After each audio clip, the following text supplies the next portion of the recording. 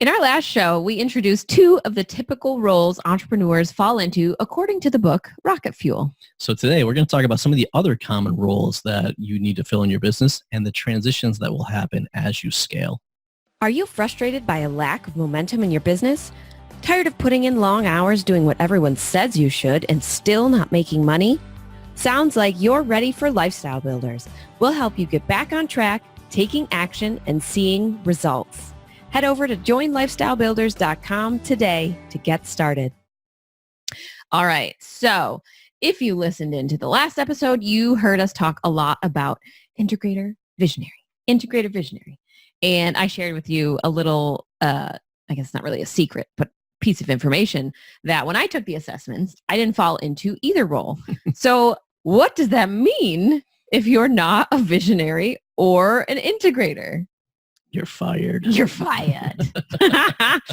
And, obviously we did mention that in the book Traction, they talk about other roles besides those two. So as entrepreneurs, as small business owners, there are many other hats that we often wear as we're starting out. So, it kind of can look different as you're transitioning from solo entrepreneur to business owner that has a team that has systems in place and all of that. Well, I was going to say, and so actually you just threw out a whole bunch of roles and words there that let's dive into.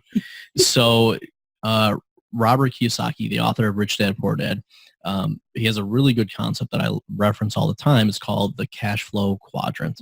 And basically what this is, and we'll include a picture on the show notes page at wearelifestylebuilders.com/podcast. And basically what this looks like is, if you think about it, it's a quadrant with 4 boxes. And in the upper left, you got the employee box. And this is where most of us start, right? We go to college or we go to trade school and we develop a skill. We work for a company, and we're basically leveraging our skill and our time to make us money. Yep. Right. So that's the employee role. That's where most of us are, or that's where most of us start. Then we transition into self-employed. Yeah. And I think it's really important that we talk about self-employed and not business owner. And, I've had discussions with people on this, and I think it's really important to separate. And here's why. Self-employed basically means you're taking that skill that you have and you're still doing the work, but now you're not working for somebody else. You're not working a job. You're actually owning a job. And what this means, so anyone that's in self-employed is usually like a solopreneur or a freelancer. Yep. And basically you're the only one in your business, and you're still trading your time for money. And in some cases, you can actually make a lot more money than you were at a job. But it's important to realize that you're still trading time for money. Usually you're trading more time. Yeah. And you don't have a lot of leverage because there's only so many hours a day that you can work. And you're going to run into an issue that, even if you raise your rates, there's only so many hours a day. And this is where you can run into burnout. Then the transition we really want people to make is to go from self-employed to business owner. Yep. And what do I mean by that? Instead of you owning a job, you own a system. And what that means is that you design the business so that it can run day to day without you. And now you're able to make money based off of the system that you've created. And this is a really important point, because this is what allows you to leverage your time, allows you to leverage other people that are then working on your team and as part of your company. And you're now not having to trade your time for money. Correct. And then finally, the last point is, as you're building now income as a business owner, you then want that money to go and work for you. And this is where truly passive income comes from. Yes. And this is when you're able to take your money and invest it into something else so that your money continues to grow without you spending a lot of time on that. Yeah. So let's just review those real quick. That was employee, self-employed, business owner, and investor. So you'll often see this, the squares will have like ESBI, and has like little arrows that kind of lead you around. So those are kind of like the 4 categories of this quadrant. Yep. Now, when we open our own business or when we become self-employed, as we talked about, you're doing the same skill. Sometimes, most of the time, hopefully you're making more money. And in some ways, you have a little bit more freedom.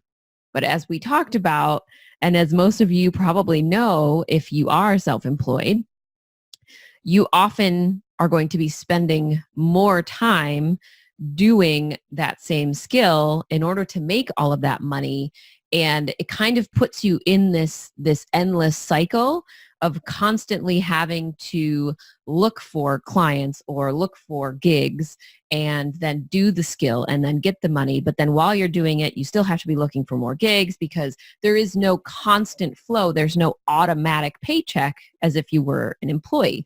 So this is really, in some ways, kind of like a death trap. I was going to say, that's what I call it. Because you're creating a job for yourself without the benefits that usually come with having an actual job. Yeah, well, this is something that we talk about in our Lifestyle Builders book, really realizing that, there's a lot of perks to having a job. For example, your health insurance is usually at least a portion, if not all, covered.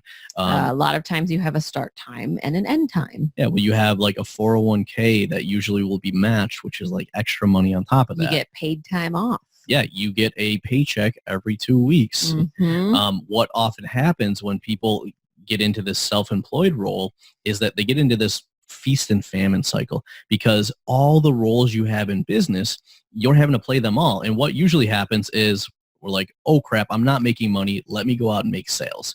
So you do a lot of marketing, a lot of sales, and then you get some new clients in. And then you're like, oh crap, now I have clients. Now let me switch over to like operations where I'm like deliver onboarding things and delivering and all of that. And then all your time spent there, and then, their contracts are up and you're like, oh crap, now I don't have clients. I got to go make sales. So you end up shifting back and forth. And this is where people hit burnout, where you really just get to a point where you're like, man, it's not worth it. I just want to go back and get a job. Mm-hmm. And that's where what happens here is usually one of two things.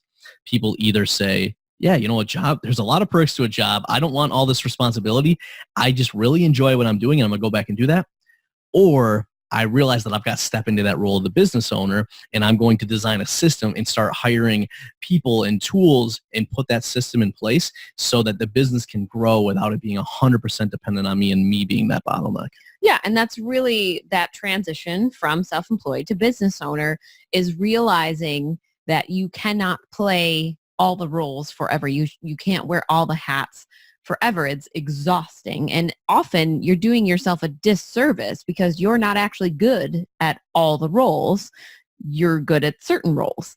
So when you're transitioning, it helps, like obviously we talked about this in the last episode, it helps to know if you are a visionary or an integrator, because that's going to give you your first clue as to what other places, what other areas you need help in the business in order to start that transition.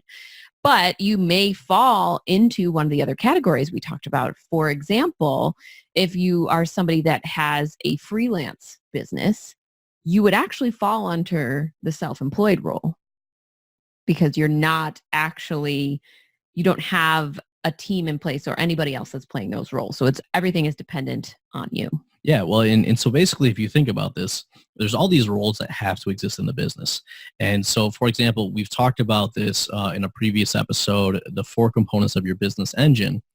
Every business, like to make your business run, you need marketing, which is attracting your ideal clients in. You need sales, which is then converting them into paying customers. You need operations, which is first creating your product or service, and then to ultimately delivering that and helping your clients get their desired results. And then you need finance to make sure that you're collecting money, you're dispersing in the right place, and that all the numbers make sense so that you're profitable and able to grow your business. Mm-hmm. So if you're in that self-employed role, you're basically taking your time and you're splitting it across all those different roles. And what ends up happening is you end up spending different amount of time in different places. Like you said, you've got a different level of skill in each of those places. Or you might have a different level of enjoyment in each of those places. Absolutely. And so what then comes up is that you're constantly having to switch between all of these different roles. So an important piece is, understanding which, to your point, which of those roles you actually enjoy doing and want to be doing so that you can then say, these are the roles I don't want to do or I don't enjoy or I'm not good at. And what am I going to do to ultimately get them off of my plate?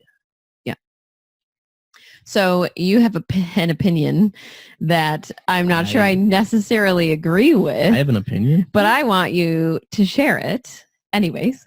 Yeah. So you talked previously about when you took the visionary and integrator test and you didn't score on either of them. Yeah. I scored, but I didn't score high enough to qualify. Yeah. So what I'm going to say is if you take those tests and you don't score high enough for either of them, you should not be a business owner. Okay. And here's my reasoning for that. And then we can chat on it. So here's the thing. To be a business owner, you've got to be somebody that can build the systems, build the business so that it's not all dependent on you. And if you don't fall into the visionary role where you have the vision, you see the opportunity in the marketplace, and you're good to go after that and sell it, or you don't fall into the role of where you see the opportunity and you're able to build the systems that can then run that business. If you don't fall into either of those two roles, what you likely are is a really good technician. You're really good at what you do, and you're likely better off finding a company where you can excel and do really good at that. Because without really being, if you don't really fall into either of those two roles, it's going to be a big challenge for you to build a business, and you're likely not going to be happy because you don't enjoy doing the things those two roles do. I'm going to challenge you Really? on that, because I don't think that it is as simple as black and white, that, oh, if you aren't a visionary or if you aren't an integrator, that you can't own your own business or you can't be an entrepreneur. Because in reality, I think that the term entrepreneur is actually very wide and covers a lot of things. So for instance, in the quadrant, they don't have the word entrepreneur in there. And I feel like it actually piggybacks both the self-employed and the business owner quadrant. Many people that are quote unquote business owners consider themselves entrepreneurs, which makes a lot of sense. They own a business, they have started something and they have grown it. They might have started multiple things over the years, and that's just kind of part of who they are. And I think the same sort of applies to people that are self-employed, because when you talk about like the story of you realizing that there was another path out there, that you didn't have to work a job for the next 45 years sitting in a cubicle, part of that epiphany that you had was realizing that there was in fact another path. And I think that that path has different offshoots. Besides, it's not one straight line. It's not like, oh, I've had the epiphany, oh, I'm going to be a business owner now. There are different ways of taking a different path that don't necessarily all fit in the same box. So I think being self-employed, there are a lot of people out there who are very happily self-employed because they've figured out how to be a technician and do what they enjoy and what they're good at, but they also had just enough know-how to put some of those systems and process in place so that they aren't in the feast and famine cycle constantly, and they're able to run their business even though it hinges on them, and that's the lifestyle that they want. So I think my challenge for you is that just because you don't fit into the visionary or the integrator role doesn't mean that you can't successfully be an entrepreneur and run your own business. It just means you may not be able to aspire to some of the goals that you would have as a business owner. Like, you can't have a 4-hour work week if you're self-employed and the business revolves totally around you. Mm-hmm. That just doesn't make sense. But I think there's a very large gray area in the middle where you may kind of straddle the two a little bit. And if that is what you're looking for and that works for you, I think that's okay. Just being aware that that is going to be what your life looks like. Like, you are responsible for the business. If something were to happen to you, the business might not exist anymore. Like, that is just kind of a part of the picture. Yeah. Well, so, let's talk about some of those points you brought up. One, let's quit talking the word entrepreneur because it's not in the cash flow quadrant. So I think it's really important to say, what are you? Are you self-employed? or are you a business owner? Because I think that distinction is really important, because exactly to your point, what we need to make sure is however we're making money or however we're spending our time, it leads us to the lifestyle that we want. Mm-hmm. And the reason that I really want to be explicit with these terms is because oftentimes the lifestyle people want is where I'm not spending 40, 50, 60 hours a week working. I have the flexibility to take time off and to be able to spend it the way I want. And I think the trap a lot of people fall into is they think they're business owners, but they're actually self-employed. And to me, I also think this is where a lot of people get in trouble, because they have, like, the reason most people start their business is because, one, they want to take care of their family. Two, they ultimately, feel like they can do more than they can do just at a job. So when they start their business, they're, ultimately doing it for the freedom. And I think that self-employment piece is a trap. So if what you want to do is you want to be self-employed, then yes, self-employment is for you. And I think there's a very small amount of people that probably applies to. Mm-hmm. I think for most people, they truly aspire to get to that right side of the quadrant where you're a business owner and then you're taking the money you're making and reinvesting it. And if that's what you aspire to, and you're not able to be a visionary or be an integrator and build the business system, I think you're much better off to be employed by somebody else doing what you love and not having that responsibility, and taking the extra money you have and investing it and building your wealth that way. Yeah, I can see that. I think it's also important to talk about assessments themselves, that they're not always 100% accurate. So obviously in this case, the assessment wasn't either or, you're this or you're that. And then, based on the questions and the way that you answer the questions, you could get a different result. So I do want to say that obviously it's really good to learn about yourself and to know where you're at, but also don't take everything as 100% word. Absolutely. Like I think gospel. that's one of the challenges people have with assessments, is they take it and then they let the assessment define them rather than letting the assessment inform them and help them better understand themselves. A lot of people might have been offended if they thought they were an integrator and took the test like I did and then didn't qualify as an integrator. But for me, that actually confirmed what I thought at first, was that I have some tendencies toward being an integrator, but that's not actually the role that I'm comfortable in. Well, and the test made sense for me. Well, let me ask you a question. So you didn't score high enough to become a visionary or an integrator. Correct. Do you think you should start your own business? Hell no. Yeah. And that's exactly my point. For most people, if you don't score high enough to fall into one of those two roles, you probably should not start your own business. It doesn't mean that you can't be an intrapreneur and work within another company, but those two skill sets or roles are critical to the success of a business. And it's very hard for you, if you're really good at what you do, but you don't fall into one of those two roles. You either have to acquire the skills to be there so you can play one of those two roles, or you're better off letting somebody else fill those roles in another company and then you work for them, because you can make a lot of money working for another company and leveraging your skills. Well, and I want to stop you there, because you just made a really good point. There is nothing to say that you can't learn some of the skills Absolutely. To become one or the other, because we talked about it in the last episode. You actually can flip-flop back and forth into each role. Yep. Based on your background. You're very logical, and you went through and took project management and team leadership and agile training. Like, you did all of these things that typically would fall under the integrator role. So you were actually able to train yourself to, okay, yeah, I'm a visionary when I take the test and when you look at my tendencies, but I'm actually able to turn on the integrator switch when needed. So I think that's really important to mention too. It's not that you can't start your own business, just that you need to be aware that you don't necessarily fall into either one of the roles, and you may need to do a lot of personal development. You may need to go and take some training and do courses and find people who can help you step into one of those roles, because it's not impossible. Yep. It's just harder. Yeah. I think to kind of close this out, there's always a question I ask people, what needs to be true for this to be reality?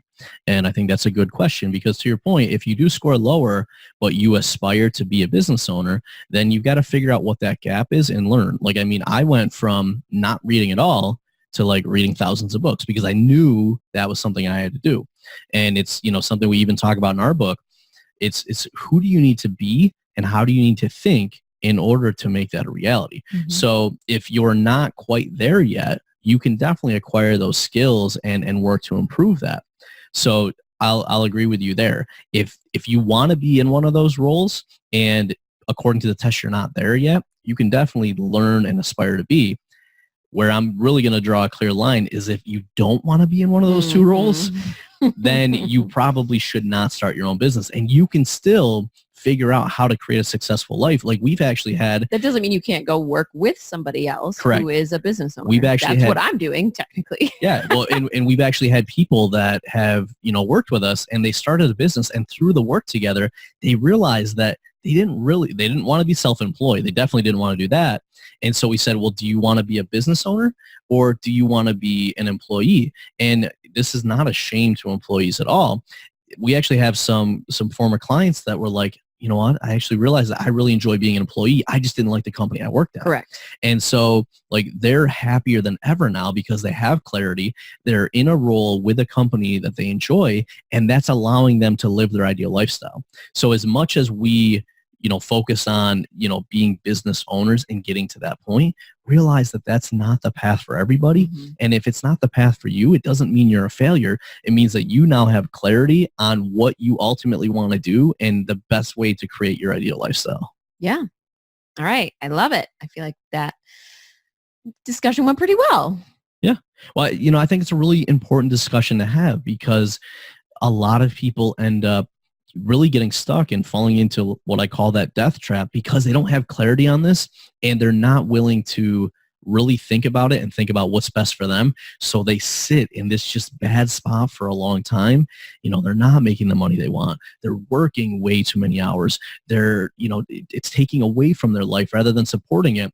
And, if you guys are feeling like you're in that spot, I'll tell you right now, take this opportunity to evaluate and say, I'm going to do something different to move to where I want to be. Mm-hmm. That sounded like an action. that did sound like an action. All right. So we kind of talked through a lot of different stuff. We had a conversation, and basically kind of how we want to wrap this up is figure out where you are, figure out where you want to go, and then kind of see where the gaps are. What areas do you need help with? Have you figured out if you are a visionary and an integrator? Have you figured out what roles in the business that you are currently playing? And just kind of look to see like where can you get some support so that as you're transitioning into the business owner role, you are taking off some of those hats and putting them on other people who are better qualified to wear them anyways. Yeah, absolutely. And, a couple things too, like especially if you're feeling stuck, whether it's stuck being self-employed, or even if you've transitioned, into that business owner role, there's a couple key things that we do and we recommend. The first is weekly, identify one thing that you need to get off your plate. Mm. And so by doing this, a couple things will happen. One, over the course of a year, you now have taken 52 things off of your plate. So you've been able to, eliminate them if you shouldn't be doing them. You've been able to automate them by using, tools and technology to support your process, or you've been able to delegate them and really go from working in the business to working more on the business like the business owner. And then the other thing we talk about is every 90 days when you're doing like your 90-day strategic planning, really start thinking about, once I have my goals laid out and we're kind of talking about the projects, what does my team need to look like? Who do I have to hire, or, what kind of has to shift in order to build that business engine, build that business system, to ultimately allow us to achieve our business goals and ultimately allow us to achieve our life goals. All right. And my action for you today, since I feel like you just gave them multiple actions there, which is totally fine, is for you to look at yourself and look at your business right now. And I want you to post up if you think you are self-employed or if you think you fall under the category of business owner. And if that feels good to you, or if you feel like you should be somewhere else. Yeah, that's a huge one, because that, like, changes come from clarity, and just simply answering that question will provide a lot of clarity and then allow you to figure out really your next actions. And again, if you are feeling like you need help finding that clarity, this guy over here, that's his favorite thing to do, is help people find some clarity in all the confusion that is entrepreneurship and being a business owner and all of the words that we just talked about, roles and planning, everything. So I would highly suggest you jump on a call with Tom, talk through where you're at, where you want to be, and just kind of discuss what this brought up for you as you listen to the episode. Absolutely. And if you guys want to jump on a call with me, get some of that clarity and see how we can help you to really shift into becoming a business owner and ultimately grow your business to support your life, you guys can grab a call with me at tomandariana.com/apply. All right. It's been another great episode with Tom and Ariana, your hosts and lifestyle builders. As always, we want you guys to remember that it's your life, your business, your way. We'll see you next time. Bye. Hey, we hope you enjoyed this episode. If you know another entrepreneur who may benefit from hearing this show, we would so appreciate you being a good friend and sharing it with them.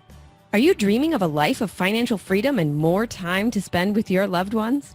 Want to build your business to support that dream? You need Lifestyle Builders, a mentorship program designed to meet you where you are and give you strategic and custom guidance so you can build the business you need for the life you crave. Become a lifestyle builder at joinlifestylebuilders.com.